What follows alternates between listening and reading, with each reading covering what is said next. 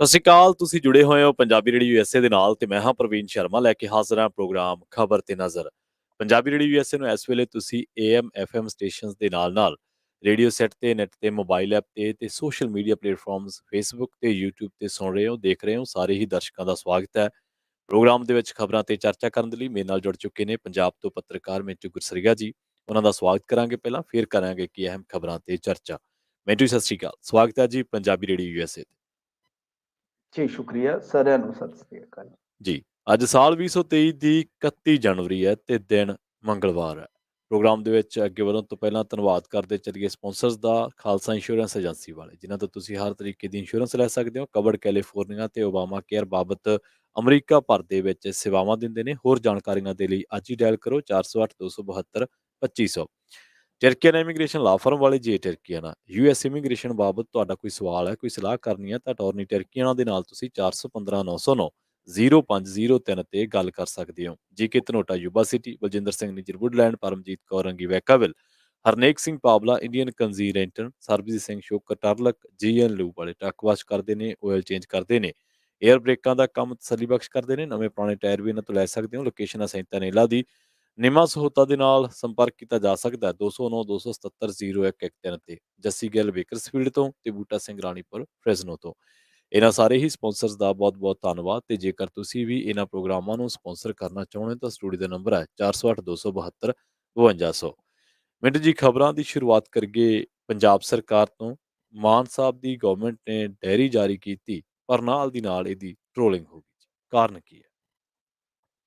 ਦੇਖੋ, ਟ੍ਰੋਲਿੰਗ ਇਸ ਗੱਲ ਤੋਂ ਹੋ ਰਹੀ ਹੈ ਕਿਉਂਕਿ ਇਹ ਪਹਿਲੀ ਮਰਤਬਾ ਹੋਵੇਗਾ ਸ਼ਾਇਦ ਇਹਨਾਂ 4-5 ਸਾਲਾਂ ਦੇ ਦੌਰਾਨ। ਵੈਸੇ ਅਸੀਂ ਵੀ ਹਾਸਲ ਕਰਦੇ ਰਹੇ ਹਾਂ ਗਵਰਨਮੈਂਟ ਦੀ ਜਿਹੜੀ ਡਾਇਰੀ ਹੁੰਦੀ ਹੈ, ਸਾਨੂੰ ਵੀ ਮਿਲਦੀ ਰਹੀ ਹੈ ਤੇ ਕਿਸੇ ਟਾਈਮ ਤਾਂ ਉਹਦੇ ਵਿੱਚ ਕਦੇ ਇਸ ਤਰ੍ਹਾਂ ਹੋਇਆ ਨਹੀਂ ਸੀਗਾ। ਪਰ ਅੱਜ ਪਹਿਲੀ ਵਾਰੀ ਹੈ, ਪਹਿਲੀ ਮਰਤਬਾ ਦੇਖਿਆ ਜਾ ਰਿਹਾ ਹੈ ਕਿ ਮਾਨ ਸਾਹਿਬ ਦੀ ਤਸਵੀਰ ਛਪ ਗਈ ਹੈ ਡਾਇਰੀ ਤੇ। ਚੰਗੀ ਗੱਲ ਹੈ, ਤਸਵੀਰਾਂ ਛਪਦੀਆਂ ਰਹਿਣੀਆਂ ਚਾਹੀਦੀਆਂ ਹੈ। ਇਹ ਤਸਵੀਰਾਂ ਜਿਹੜੀਆਂ ਨੇ, ਤੁਹਾਨੂੰ ਪਤਾ ਹੀ ਅੱਜ ਕੱਲ ਤੇ ਵੈਸੇ ਹੀ ਇੱਕ ਫੈਸ਼ਨ ਬਣਿਆ ਪਿਆ ਤਸਵੀਰਾਂ ਦਾ।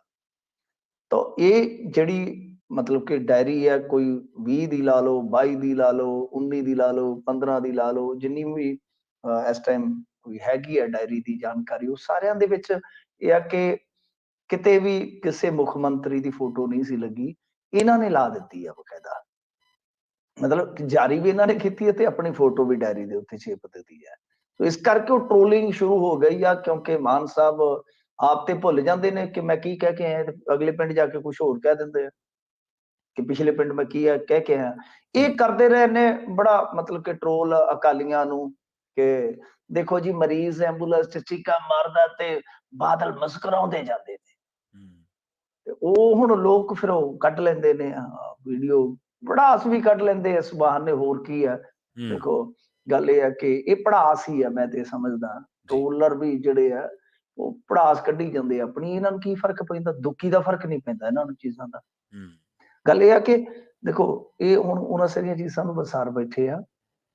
ਅੱਜ ਪਹਿਲਾਂ ਸਵੇਰੇ ਖਬਰ ਲੱਗੀ ਸੀ ਇੱਕ ਅਖਬਾਰ ਦੇ ਵਿੱਚ ਕਿ ਇਹਨਾਂ ਨੇ ਜੋ ਮਾਰਕਫੈਡ ਦੇ ਕੈਲੰਡਰ ਹੈ ਉਹਦੇ ਤੋਂ ਵੀ ਟ੍ਰੈਂਡ ਜਿਹੜਾ ਬਦਲ ਦਿੱਤਾ ਹੈ। ਪਹਿਲਾਂ ਮਤਲਬ ਕਿ ਦਰਬਾਰ ਸਾਹਿਬ ਦੀ ਫੋਟੋ ਆ ਗਈ ਜਾਂ ਕਿਸੇ ਗੁਰੂ ਸਾਹਿਬ ਦੀ ਫੋਟੋ ਆ ਗਈ, ਧਾਰਮਿਕ ਇਸ ਤਰ੍ਹਾਂ ਰਵਾਇਤ ਇਹ ਸੀਗੀ, ਪਰੰਤੂ ਇਹ ਵੀ ਰਵਾਇਤ ਇਹਨਾਂ ਨੇ ਤੋੜ ਦਿੱਤੀ ਹੈਗੀ। ਇਸ ਕਰਕੇ ਇਹ ਕੋਈ ਗਿਲਾ ਨਹੀਂ ਹੈ, ਕੋਈ ਸ਼ਿਕਵਾ ਨਹੀਂ ਹੈ। ਇਹ ਉਧਰ ਹੀ ਚੱਲ ਪਏ ਨੇ ਜਿੱਧਰ ਟੋਕਰੀ ਉੱਤੇ ਪ੍ਰਕਾਸ਼ ਸਿੰਘ ਬਾਦਲ ਬੈਠਾ ਹੁੰਦਾ ਸੀ, ਜਿੱਧਰ ਆਪਾਂ ਦੇਖਿਆ ਸੀ ਟੋਕਰੀ ਕਾਹਦੀ, ਟੋਕਰੀ ਸਾਈਕਲ ਵਾਲੀ। ਤੇ ਕਈ ਵਾਰ ਲੋਕਾਂ ਨੇ ਉਹਦੇ ਵਿੱਚ ਟੋਕਰੀ ਚ ਕੁਝ ਹੋਰ ਹੀ ਸਮਾਨ ਪਾਇਆ ਹੁੰਦਾ ਸੀਗਾ। ਖੈਰ, ਇਹ ਉਧਰ ਹੀ ਤੁਰੇ ਆ ਜਿੱਧਰ ਅਮਰਿੰਦਰ ਸਿੰਘ ਕਿ ਜਿਹੜੇ ਆ ਲਿਫਾਫੇ ਦਿੱਤੇ ਸੀਗੇ ਇਹਨਾਂ ਨੇ, ਲਿਫਾਫਿਆਂ ਦੇ ਉੱਤੇ ਵੀ ਅਮਰਿੰਦਰ ਸਿੰਘ ਬੈਠਾ, ਕਹਿੰਦੇ ਕਿ ਲਿਫਾਫਿਆਂ ਵਾਂਗੂ ਹੀ ਉੱਡ ਜਾਏਗਾ ਚੰਦਰਿਆ। ਉੱਡ ਗਏ, ਬਿਲਕੁਲ ਸਹੀ ਹੈ।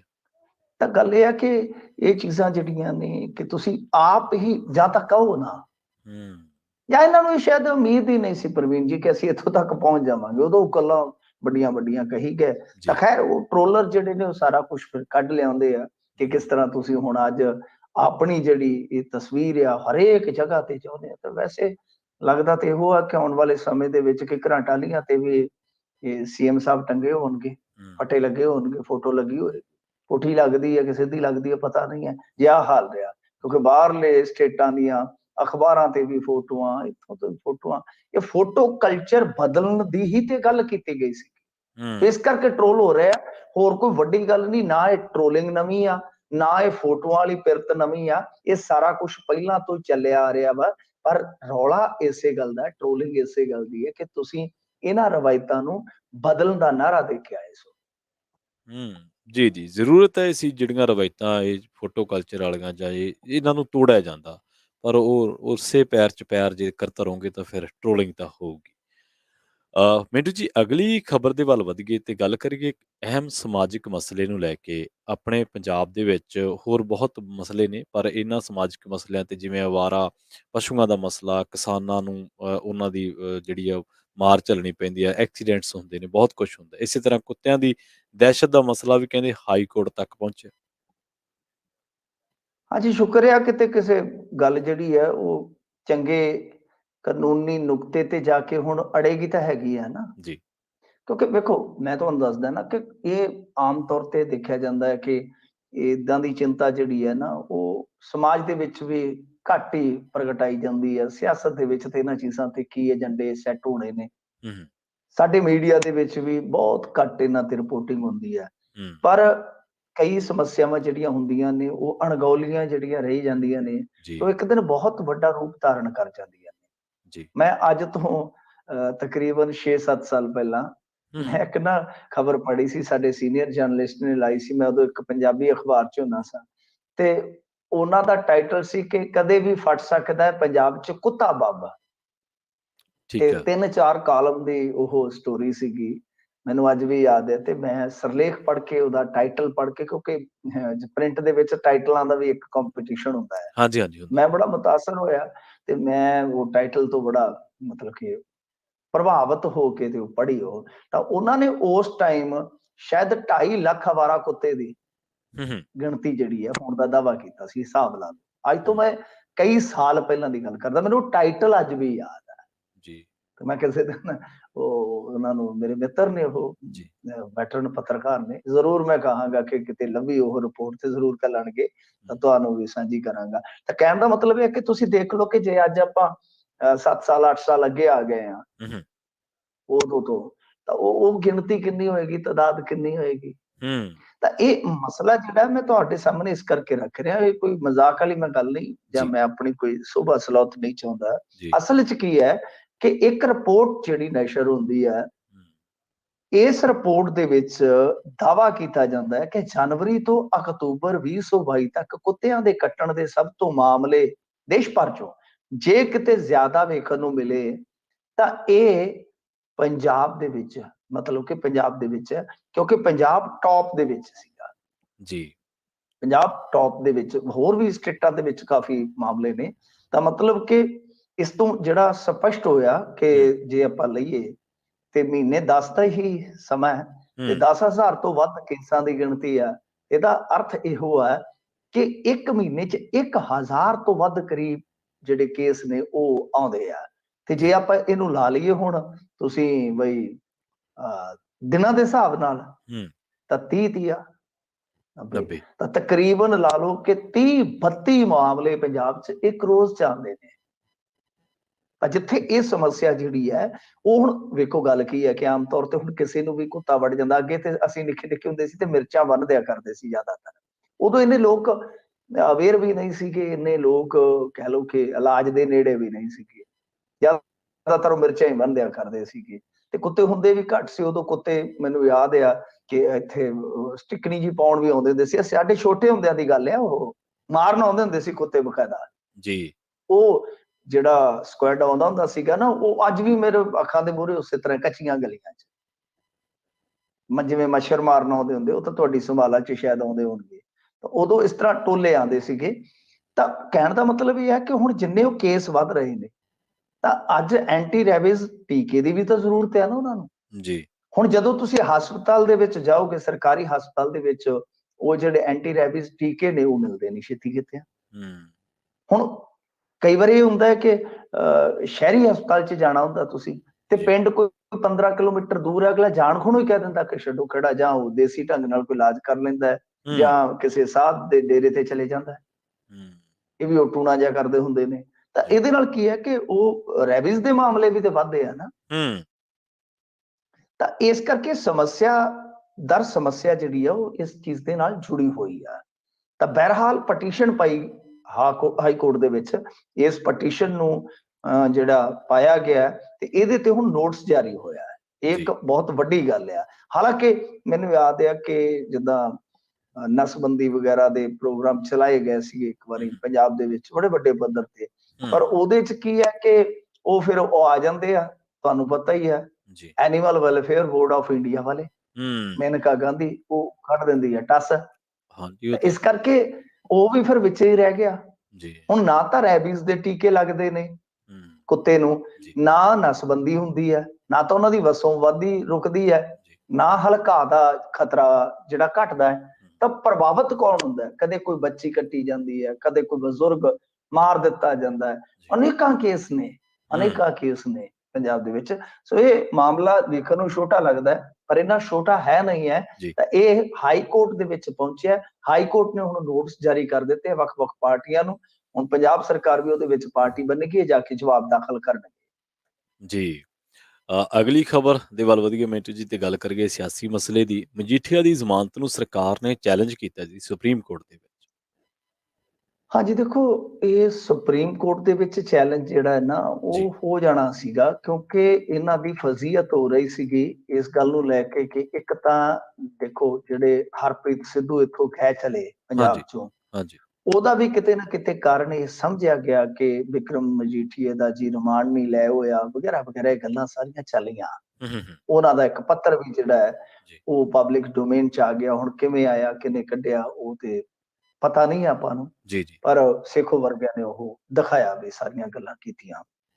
ਤਾਂ ਇੱਕ ਤਰ੍ਹਾਂ ਨਾਲ ਕਹਿ ਲਓ ਕਿ ਸਰਕਾਰ ਦੇ ਵਿੱਚ ਵੀ ਇਸ ਗੱਲ ਨੂੰ ਲੈ ਕੇ ਰੋਸ ਸੀ ਕਿ ਜੋ ਵਿਕਰਮ ਮਜੀਠੀਆ ਦੀ ਲੰਮੀ ਬ੍ਰੇਕ ਪੈ ਸਕਦੀ ਸੀਗੀ ਉਹ ਤੇ ਬੜੀ ਛੋਟੀ ਰਹੀ ਹੈ, ਤੇ ਵਿਕਰਮ ਸਿੰਘ ਮਜੀਠੀਆ ਪੂਰੇ ਸ਼ਾਨੋ ਸ਼ੌਕਤ ਦੇ ਨਾਲ ਰਿਹਾ ਹੋ ਕੇ ਛਾਤੀ ਤੇ ਮੂੰਗ ਦਲ ਕੇ ਤੇ ਆਉ ਗਿਆ ਜੀ, ਕੀ ਕਰ ਲਿਆ ਜੀ।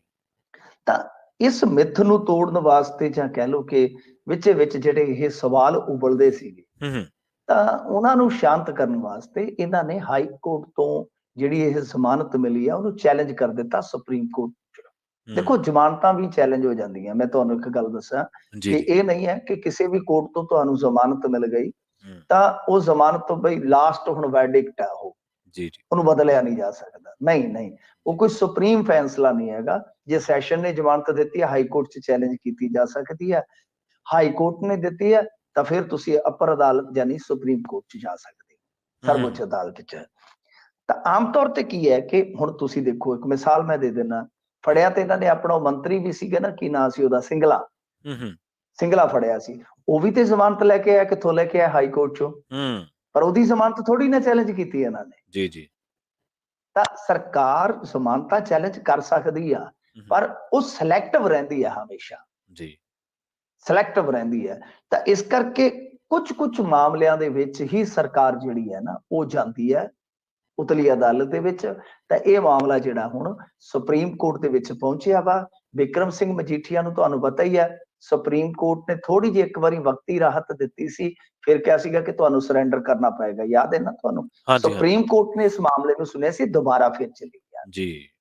ਪਰ ਗੱਲ ਇਹ ਆ ਕਿ ਬਹੁਤ ਘੱਟ ਮੌਕੇ ਹੁੰਦੇ ਨੇ ਕਿ ਇਸ ਤਰ੍ਹਾਂ ਕਸਟਡੀ ਜਿਹੜੀ ਕਈ ਮਹੀਨਿਆਂ ਦੀ ਹੋਵੇ ਤੇ ਐਂਡੀ ਕੇਸ ਦੀ ਜ਼ਮਾਨਤ ਜਿਹੜੀ ਉਹ ਕੈਂਸਲ ਹੋ ਜਾਵੇ। ਵੈਸੇ ਤੁਸੀਂ ਦੇਖਿਆ ਹੋਣਾ ਕਿ ਤਿਕੁਨੀਆ ਕਾਂਡ ਦੇ ਵਿੱਚ, ਯਾਨੀ ਲਖੀਮਪੁਰ ਖੀਰੀ ਜਿਹਨੂੰ ਆਪਾਂ ਕਹਿੰਦੇ ਆ, ਉਸ ਹਿੰਸਾ ਦਾ ਜਿਹੜਾ ਮੁਲਜ਼ਮ ਸੀਗਾ ਆਸ਼ੀਸ਼ ਮਿਸ਼ਰਾ, ਉਹਦੀ ਜ਼ਮਾਨਤ ਕੈਂਸਲ ਕਰ ਦਿੱਤੀ ਸੀਗੀ, ਯਾਦ ਹੈ ਨਾ ਤੁਹਾਨੂੰ? ਉਹ ਸੁਪਰੀਮ ਕੋਰਟ 'ਚ ਚੈਲੰਜ ਹੋਈ ਸੀ। ਸੋ ਇਸ ਕਰਕੇ, ਪਰ ਐਂਡੀ ਕੇਸ ਦੇ ਵਿੱਚ ਇਹ ਬਹੁਤ ਰੇਅਰ ਹੁੰਦਾ ਹੈ। ਤਾਂ ਹੁਣ ਦੇਖਦੇ ਆ, ਇਹ ਜਦੋਂ ਗਏ ਨੇ ਕੇਸ, ਜਦੋਂ ਪਹਿਲੀ ਸੁਣਵਾਈ ਤੇ ਲੱਗਾ ਤੇ ਉੱਥੇ ਜਸਟਿਸ ਸੂਰਿਆਕਾਂਤ ਸੀਗੇ। ਸੂਰਿਆਕਾਂਤ ਉਹ ਜੱਜ ਨੇ ਜਿਹੜੇ Punjab and Haryana high court 'ਚ ਰਹਿੰਦੇ ਆ। ਇਹ ਸਵੈ ਨੋਟਿਸ ਲੈ ਕੇ STF ਜਿਹੜੀ ਸੀਗੀ ਉਹਨੂੰ ਇਹ ਇਨਕੁਆਇਰੀ ਦਿੰਦੇ ਨੇ ਕਿ ਜਾ ਕੇ ਤੁਸੀਂ ਡਰੱਗ ਤੇ ਰਿਪੋਰਟ ਤਿਆਰ ਕਰੋ। ਤੇ ਜਿਹੜੀਆਂ ਉਹ ਸੀਲਡ ਰਿਪੋਰਟਾਂ ਦਾ ਰੌਲਾ ਪੈਂਦਾ, ਪ੍ਰਵੀਨ ਜੀ ਤੁਹਾਡੀ ਜਾਣਕਾਰੀ ਲਈ ਦੱਸ ਦੇਵਾਂ, ਉਹ ਉੱਥੋਂ ਹੀ ਨਿਕਲਿਆ ਸੀਗਾ। ਕਿਉਂਕਿ ਸਵੈ ਨੋਟਿਸ ਉੱਥੇ ਪੰਜਾਬ ਵੱਡੇ ਹਰਿਆਣਾ ਹਾਈ ਕੋਰਟ ਦਾ ਸੀਗਾ। 2-4 ਰਿਪੋਰਟਾਂ ਗਈਆਂ ਨੇ, 3 ਜਿਹੜੀਆਂ ਉਹ ਮਤਲਬ ਕਿ ਜੋ ਉਹਦੇ ਵਿੱਚ ਸੀਗੇ SIT ਦੇ ਵਿੱਚ, SIT ਸੌਰੀ STF ਦੇ ਪਹਿਲਾਂ ਹੈਡ ਸੀਗੇ ਹਰਪ੍ਰੀਤ ਸਿੱਧੂ, ਉਹਨਾਂ ਨੂੰ ਲਾਇਆ ਗਿਆ ਸੀਗਾ, ਪਰ ਫਿਰ ਇਤਰਾਜ਼ ਆ ਗਿਆ ਸੀ ਕੁਝ ਪੁਲਿਸ ਅਧਿਕਾਰੀਆਂ ਵੱਲੋਂ ਜੀ।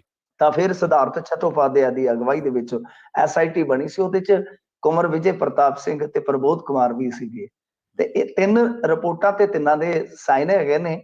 ਇੱਕ ਤੇ ਕੱਲੇ ਸਿਧਾਰਥ ਚੱਟੋਪਾਧਿਆਏ ਦੇ ਆ, ਉਹ ਰਿਪੋਰਟਾਂ ਵੀ ਹੁਣ ਖੁੱਲਣ ਜਾ ਰਹੀਆਂ। ਕੁੰਵਰ ਵਿਜੇ ਪ੍ਰਤਾਪ ਸਿੰਘ ਦੱਸਦੇ ਆ ਕਿ ਉਦੋਂ ਥੋੜਾ ਜਿਹਾ ਸਾਈਡ ਲਾਈਨ ਹੋ ਗਈ ਸੀ, ਕਿਉਂ ਹੋ ਗਏ ਸੀ ਉਹੀ ਦੱਸ ਸਕਦੇ ਨੇ ਜੀ, ਉਹੀ ਵਿਚਾਰ ਆਪਣੇ ਜਿਹੜੇ ਆ ਨਾ ਪ੍ਰਗਟਾ ਸਕਦੇ ਆ। ਪਰੰਤੂ ਗੱਲ ਇਹ ਆ ਕਿ ਇਤਫਾਕ ਵੇਖੋ ਕਿ ਸੂਰਿਆਕਾਂਤ ਜੀ ਦੇ ਸਾਹਮਣੇ ਫੇਰ ਕੇਸ ਲੱਗਦਾ, ਉਹਨਾਂ ਨੇ ਇਹ ਕੇਸ ਇੱਕ ਤਰ੍ਹਾਂ ਨਾਲ ਕਹਿ ਲਓ ਕਿ ਇੱਥੋਂ ਅੱਗੇ ਰੇੜਿਆ ਸੀਗਾ, ਉਦੋਂ ਸ਼ੁਰੂ ਕੀਤਾ, ਉਹਨਾਂ ਦੇ ਵਿੱਚ ਸਨ ਜਿਨ੍ਹਾਂ ਜੱਜਾਂ ਕੋਲੋਂ ਮਾਮਲੇ ਲੱਗੇ, ਤਾਂ ਅੱਜ 5 ਸਾਲਾਂ ਬਾਅਦ ਉਹੀ ਕੇਸ ਉਹਨਾਂ ਨੂੰ ਫਿਰ ਟੱਕਰ ਰਿਹਾ ਹੈ। ਤਾਂ ਆਪਣੇ ਆਪ ਨੂੰ ਉਹਨਾਂ ਨੇ ਵੱਖ ਕਰ ਲਿਆ, ਪਰ ਇਸ ਸਵਾਲ ਤੋਂ ਵੱਖ ਨਹੀਂ ਕਰਨਾ ਚਾਹੀਦਾ ਕਿ ਸੂਰਿਆਕਾਂਤ ਜੀ ਤੁਸੀਂ ਇੱਥੇ ਰਹਿ ਕੇ ਗਏ ਹੋ, ਇਹ ਕੇਸ ਹੰਨੇ ਬੰਨੇ ਕਿਉਂ ਨਹੀਂ ਲੱਗਾ? ਰਿਪੋਰਟਾਂ ਖੁੱਲਣ ਦਾ, ਐਕਸ਼ਨ ਹੋਣ ਦਾ ਕਿੱਡਾ ਕੁ ਵੱਡਾ ਕੰਮ ਸੀ, ਇਹ ਇੱਕ ਬੜਾ ਵੱਡਾ ਸਵਾਲ ਰਹੇਗਾ। ਤੇ ਖੈਰ ਹੁਣ ਦੇਖੋ ਅੱਗੇ ਕੀ ਬਣਦਾ। ਉਹਨਾਂ ਨੇ ਆਪਣੇ ਆਪ ਨੂੰ ਵੱਖ ਕਰ ਲਿਆ। ਜੱਜ ਕੋਈ ਵੀ ਜਦੋਂ ਇਸ ਤਰ੍ਹਾਂ ਦਾ ਮਾਮਲਾ ਦੇਖਦਾ ਤਾਂ ਆਪਣੇ ਆਪ ਨੂੰ ਵੱਖ ਕਰ ਸਕਦਾ, ਉਹਦੇ ਚ ਕੋਈ ਅਲੋਕਾਰੀ ਗੱਲ ਨਹੀਂ ਹੈਗੀ। ਹੁਣ ਇਹ ਵੇਖਣਾ ਹੋਏਗਾ ਕਿ ਕੀ ਸੁਪਰੀਮ ਕੋਰਟ ਬਿਕਰਮ ਸਿੰਘ ਮਜੀਠੀਆ ਦੀ ਜ਼ਮਾਨਤ ਬਹਾਲ ਰੱਖਦੀ ਹੈ ਜਾਂ ਜ਼ਮਾਨਤ ਫਿਰ ਸੁੱਟ ਦਿੰਦੀ ਹੈ, ਯਾਨੀ ਕੈਂਸਲ ਕਰ ਦਿੰਦੀ ਹੈ। ਇਹ ਹੁਣ ਵੱਡੀ ਗੱਲ ਹੋਏਗੀ। ਔਰ ਦੂਜੀ ਗੱਲ ਇਤਫਾਕ ਦੇਖੋ ਕਿ ਉਹੀ ਰਿਪੋਰਟਾਂ ਹੁਣ ਜਿਹੜੀਆਂ ਇਹਨਾਂ ਦਿਨਾਂ ਦੇ ਵਿੱਚ 10-15 ਦਿਨਾਂ ਦੇ ਅੰਦਰ ਅੰਦਰ ਭੜਥੂ ਪਾਉਣਗੀਆਂ ਜੀ। ਅਗਲੀ ਗੱਲ ਕਰੀਏ ਮਿੰਟੂ ਜੀ ਵਿਜੀਲੈਂਸ ਦੀ। ਵਿਜੀਲੈਂਸ ਵੀ ਆਏ ਦਿਨ ਕਿਸੇ ਨਾ ਕਿਸੇ ਲੀਡਰ ਨੂੰ ਹਾਕ ਮਾਰ ਹੀ ਲੈਂਦੀ ਹੈ ਵੀ ਆ ਜਾਓ ਜੀ, ਘੰਟਾ ਘੜੀ ਸਾਡੇ ਕੋਲੇ ਲਾ ਕੇ ਜਾਓ, ਪਰ ਅਧਿਕਾਰੀ ਤੋਂ ਜ਼ਬਰੀ ਵਸੂਲੀ ਕਰਨ ਵਾਲਾ ਵਿਅਕਤੀ ਵੀ ਵਿਜੀਲੈਂਸ ਨੇ ਕੋਈ ਕਾਬੂ ਕੀਤਾ ਜੀ? ਹਾਂਜੀ ਦੇਖੋ, ਇਹ ਕੋਈ ਲਾਲ ਚੰਦ ਬਾਂਸਲ ਹੈ ਜੀ, ਪਟਿਆਲੇ ਦਾ। ਵੈਸੇ ਤੁਹਾਡੀ ਜਾਣਕਾਰੀ ਲਈ ਦੱਸਾਂ ਕਿ ਪਟਿਆਲੇ ਤੋਂ 10-15 ਦਿਨ ਪਹਿਲਾਂ ਇੱਕ ਪੰਜਾਬੀ ਅਖਬਾਰ ਦਾ ਪੱਤਰਕਾਰ ਵੀ ਫੜਿਆ ਸੀ ਵਿਜੀਲੈਂਸ। ਹਾਂਜੀ ਹਾਂਜੀ, ਇਹ ਉਸੇ ਤਰ੍ਹਾਂ ਦਾ ਹੀ ਕੇਸ ਹੈ, ਉਸੇ ਤਰ੍ਹਾਂ ਦਾ ਹੀ ਮਾਮਲਾ ਹੈ ਜੀ। ਇਹਦੇ ਵਿੱਚ ਵੀ ਕੀ ਹੈ ਕਿ ਇੱਕ ਅਧਿਕਾਰੀ ਦਾ ਦੋਸ਼ ਹੈ ਕਿ ਬਈ ਮੇਰੀਆਂ 2 ਸ਼ਿਕਾਇਤਾਂ ਸਨ, ਜਿਨ੍ਹਾਂ ਦੀ ਇਨਕੁਆਇਰੀ ਦਾਖਲ ਦਫ਼ਤਰ ਹੋ ਗਈ। ਉਸ ਤੋਂ ਬਾਅਦ ਇਸ ਬੰਦੇ ਨੇ, ਕਿਉਂਕਿ ਸ਼ਿਕਾਇਤ ਕਰਤਾ ਸੀ, RTI ਐਕਟਿਵਿਸਟ ਵੀ ਸੀਗਾ, ਇਹਨੇ ਬਲੈਕਮੇਲ ਕਰਨਾ ਸ਼ੁਰੂ ਕਰ ਦਿੱਤਾ ਤੇ ਉਹਦੇ ਵਿੱਚ ਇਹਨੇ ਕੁਝ ਪੈਸੇ ਜਿਹੜੇ ਵਸੂਲ ਪਾ ਲਏ, ਕੁਝ ਟੋਕਨ ਮਨੀ ਜਿਹੜੀ ਸੀਗੀ ਮਤਲਬ ਕਿ ਉਹ ਦੇਣੀ ਵੀ ਸੀਗੀ। ਇੱਥੋਂ ਤੱਕ ਜਿਹੜੀ ਗੱਲ ਕਹੀ ਗਈ ਆ, ਬੜੀ ਵੱਡੀ ਗੱਲ ਹੈ ਵੈਸੇ। ਇਹ ਕਹਿੰਦੇ ਆ ਕਿ 2 ਕਰੋੜ ਰੁਪਏ ਦੀ ਮੰਗ ਹੋ ਰਹੀ ਸੀ ਜੀ, ਜਿਹਦੇ ਵਿੱਚ 50 ਲੱਖ ਰੁਪਏ ਨਗਦ ਤੇ 1.5 ਕਰੋੜ ਦੀ ਜਾਇਦਾਦ ਜਿਹੜੀ ਹੈ ਨਾ, ਉਹ ਦੇਣ ਦੀ ਗੱਲ ਚੱਲਦੀ ਸੀ ਕਿ ਭਾਈ ਤੇਰੀ ਜਾਨ ਛੱਡ ਦਿਆਂਗੇ, ਇਹ 2 ਕਰੋੜ ਰੁਪਈਆ ਦਿਓ। ਹਾਲਾਂਕਿ ਇਹ ਆਪਾਂ ਹੁਣ ਕਹੀਏ ਕਿ ਜੋ ਰਿਪੋਰਟਾਂ ਆ ਰਹੀਆਂ ਨੇ ਜਾਂ ਜੋ ਦਾਅਵੇ ਨੇ ਉਹ ਨੇ, ਇੱਕ ਸਾਈਡ ਹੁੰਦੀ ਹੈ ਇਹ, ਦੂਜੀ ਸਾਈਡ ਪਤਾ ਨਹੀਂ ਕੀ ਹੋਏਗੀ। ਪਰ ਉਹ ਬੰਦਾ ਹੀ ਹੁਣ ਜਦੋਂ ਫੜ ਲਿਆ ਤਾਂ ਉਹਦੀ ਤਲਾਸ਼ੀ ਲਈ ਗਈ ਹੈ, ਜਿਹਦੇ ਵਿੱਚ 70 ਦੇ ਕਰੀਬ ਫਾਈਲਾਂ ਨੇ, ਵੱਖ-ਵੱਖ ਡਾਕੂਮੈਂਟਸ ਨੇ, ਕੁਝ ਨੋਟ, ਗਿਣਤੀ ਕਰਨ ਵਾਲੀ ਮਸ਼ੀਨ ਵੀ ਹੈ, ਲੈਪਟਾਪ ਵਗੈਰਾ ਵੀ ਹੈ। ਮਤਲਬ ਕਿ ਪਤਾ ਨਹੀਂ ਹੁਣ ਇੰਨੇ ਕਿੰਨੇ ਕੁ ਨੋਟ ਹੋਣਗੇ ਕਿ ਉਹਨੇ ਮਸ਼ੀਨ ਘਰ ਰੱਖੀ ਆ, ਇਹ ਤੇ ਪਤਾ ਨਹੀਂ ਖੁਦਾ ਜਾਣੇ। ਪਰ ਗੱਲ ਇਹ ਹੈ ਕਿ ਪਟਿਆਲਾ ਦੇ ਵਿੱਚੋਂ ਇਹ ਦੂਸਰਾ ਮਾਮਲਾ ਹੈ ਕਿ ਪੁਲਿਸ ਆਪਣੇ ਸਾਥੀਆਂ ਨੂੰ ਇਸ ਮੁਹਿੰਮ ਦੀ ਆੜ ਦੇ ਵਿੱਚ ਬਚਾ ਰਹੀ ਹੈ। ਨੰਬਰ 1 ਇਹ ਵੱਡਾ ਸਵਾਲ ਹੈ ਬਈ ਜਿਨ੍ਹਾਂ ਦੇ ਖਿਲਾਫ ਕੰਪਲੇਂਟਾਂ ਹੋਈਆਂ ਕਿ ਉਹਨਾਂ ਦੀ ਸ਼ਿਕਾਇਤਕਰਤਾ ਨੂੰ ਚੱਕ ਲਓ, ਪਰ ਜੇ ਠੋਸ ਐਵੀਡੈਂਸ ਨੇ ਤਾਂ ਫਿਰ ਇਹ ਵੀ ਸੋਚਣ ਵਾਲਾ ਹੈ ਕਿ ਜੇ ਇੱਕ ਪੱਤਰਕਾਰ ਵੀ ਬਲੈਕਮੇਲਰ ਹੈ, ਇੱਕ RTI ਐਕਟਿਵਿਸਟ ਯਾਨੀ ਕਾਰਕੁਨ ਵੀ ਬਲੈਕਮੇਲਰ ਆ, ਇੱਕ ਮੋਗੇ ਤੋਂ ਫੜਿਆ ਸੀ ਬੁੱਢਾ ਬਲੈਕਮੇਲਰ ਇਸੇ ਤਰ੍ਹਾਂ ਦਾ RTI ਐਕਟਿਵਿਸਟ, ਤੇ ਫਿਰ ਸਮਾਜ ਦੇ ਵਿੱਚ ਰਹਿ ਕੀ ਗਿਆ ਜੀ?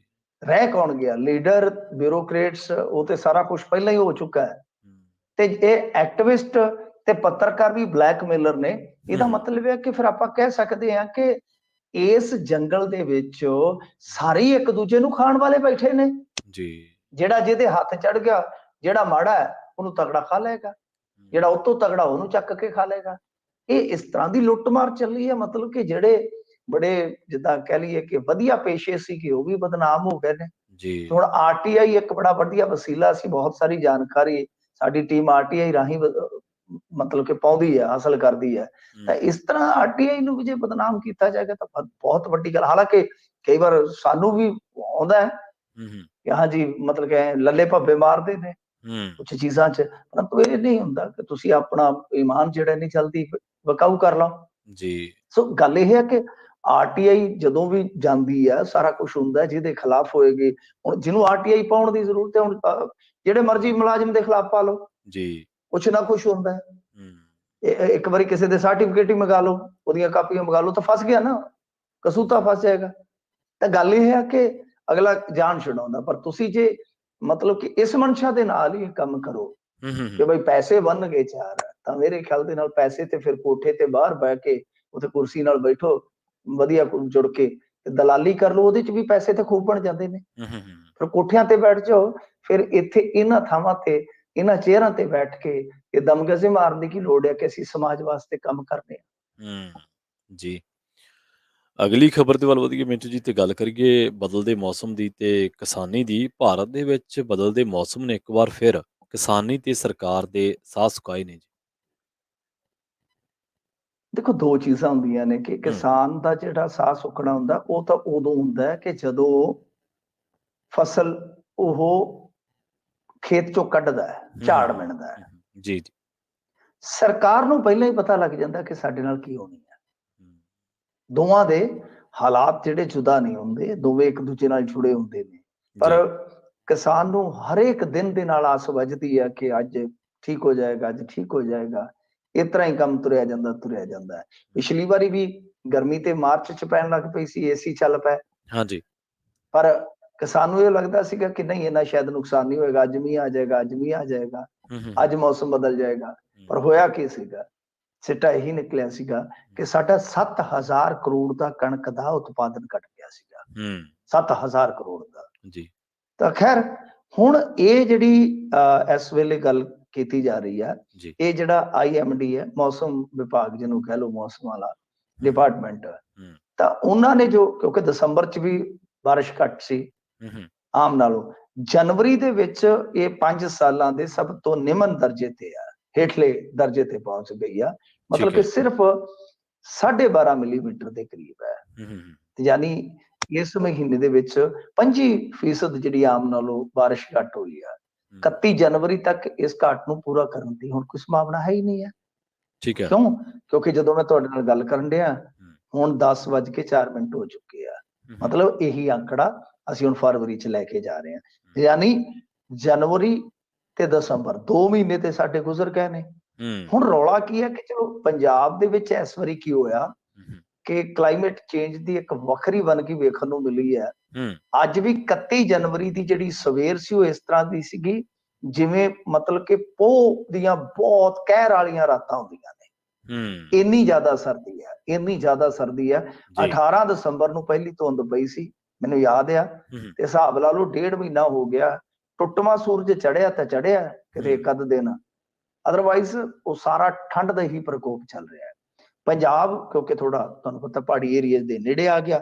ਹੁਣ ਗਾਂ ਜਿਹੜੇ ਕਣਕ ਵਾਲੇ ਸਟੇਟ ਆ, ਜਿੱਦਾਂ ਲਾ ਲਓ ਕੁਛ ਛੱਤੀਸਗੜ੍ਹ ਦਾ ਹਿੱਸਾ ਆ ਗਿਆ, MP ਦਾ ਹਿੱਸਾ ਆ ਗਿਆ, UP ਦਾ ਹਿੱਸਾ ਆ ਗਿਆ, ਉੱਤਰਾਖੰਡ ਦਾ ਆ ਗਿਆ, ਤਾਂ ਮੀਂਹ ਦੀ ਕਮੀ ਉੱਥੇ ਵੀ ਬਹੁਤ ਜ਼ਬਰਦਸਤ ਹੈ। ਮਤਲਬ ਕਿ ਗਾਂ ਆਪਾਂ ਤੁਰੇ ਜਾਂਦੇ ਆ ਤਾਂ ਵਿੱਚ ਨੂੰ, ਮਤਲਬ ਕਿ ਇੰਡੀਆ ਜਦੋਂ ਸੈਂਟਰਲ ਇੰਡੀਆ ਨੂੰ ਜਾਂਦੇ ਆ ਆਪਾਂ, ਜਾਂ ਇਧਰਲੀ ਸਾਈਡ ਨੂੰ ਜਾਂਦੇ ਆ, ਗੁਜਰਾਤ ਬੰਬੇ ਨੂੰ, ਖੁਸ਼ਕ ਏਰੀਏ ਨੂੰ, ਤਾਂ ਉਹ ਉਧਰ ਠੰਡ ਘਟਦੀ ਜਾਂਦੀ ਹੈ। ਇਹਦਾ ਮਤਲਬ ਕਿ ਉਹਨਾਂ ਨੂੰ ਪਾਣੀ ਦੀ ਜ਼ਰੂਰਤ ਹੈ, ਔਰ ਉਹਨਾਂ ਦੇ ਕੋਲ ਪਾਣੀ ਦੇ ਵੈਸੇ ਵੀ ਵਸੀਲੇ ਹੈ ਨਹੀਂ ਜਿਸ ਤਰ੍ਹਾਂ ਦੇ ਆਪਣੇ ਪੰਜਾਬ 'ਚ ਆ। ਸੋ ਇਸ ਕਰਕੇ ਜਿਹੜੇ IMD ਦੇ ਡਾਇਰੈਕਟਰ ਨੇ, ਜਨਰਲ ਮ੍ਰਿਤੁੰਜੇ ਮਹਾਪਾਤਰੇ, ਨਾਂ ਵੀ ਬੜੇ ਕਸੂਤੇ ਹੁੰਦੇ ਆ ਕਈ ਵਾਰ, ਤਾਂ ਮਹਾਪਾਤਰਾ ਜੀ ਜਿਹੜੇ ਦੱਸਦੇ ਆ ਕਿ ਵੈਸਟਰਨ ਡਿਸਟਰਬੈਂਸ ਜਿਹਨੂੰ ਆਪਾਂ ਕਹਿ ਦਿੰਦੇ ਹਾਂ, ਪੱਛਮੀ ਗੜਬੜੀ ਦੀ ਗਤੀਵਿਧੀ ਦੇ ਕਾਰਨ ਉਹ ਕਹਿੰਦੇ ਕਿ ਜਨਵਰੀ ਵਿੱਚ ਆਮ ਤੌਰ ਤੇ ਜਿਹੜੀ ਹੈ ਨਾ ਬਾਰਿਸ਼ ਵੱਧ ਰਹੀ ਹੈ। ਹਾਲਾਂਕਿ ਪਰ ਇਹ ਕਮਜ਼ੋਰ ਹੋਇਆ, ਇਹ ਕਮਜ਼ੋਰ ਸੀ ਬਹੁਤ ਜ਼ਿਆਦਾ। ਇਹਦੇ ਨਾਲ ਜਿਹੜੀ ਬਾਰਿਸ਼ ਜਿੰਨੀ ਚਾਹੀਦੀ ਸੀ ਉਹ ਨਹੀਂ, ਮਤਲਬ ਕਿ ਕੁਦਰਤ ਨੇ ਫੁੱਲਫਿਲ ਕੀਤੀ ਰਿਕੁਆਇਰਮੈਂਟ। ਤੇ ਇਸ ਕਰਕੇ ਇਹਦਾ ਅਸਰ ਜਿਹੜਾ ਹੈ ਨਾ ਉਹ ਫਸਲਾਂ ਤੇ ਮਾੜਾ ਪੈ ਰਿਹਾ। ਇਹਦਾ ਮਤਲਬ ਕਿ IMD ਦੇ ਡਾਇਰੈਕਟਰ ਇਹ ਗੱਲ ਕਹਿ ਰਹੇ ਨੇ ਕਿ ਫਸਲਾਂ ਤੇ ਪ੍ਰਭਾਵ ਮਾੜਾ ਪੈ ਰਿਹਾ। ਹਾਲਾਂਕਿ ਪੰਜਾਬ ਦੀ ਕਣਕ ਹਾਲ ਦੀ ਘੜੀ ਠੀਕ ਠਾਕ ਆ। ਠੀਕ ਹੈ, ਜਿਵੇਂ ਮੈਂ ਤੁਹਾਨੂੰ ਦੱਸਿਆ ਕਿ ਇੱਥੇ ਸਰਦੀ ਪੈ ਗਈ ਇਸ ਆਪਣੇ ਖਿੱਤੇ ਦੇ ਵਿੱਚ।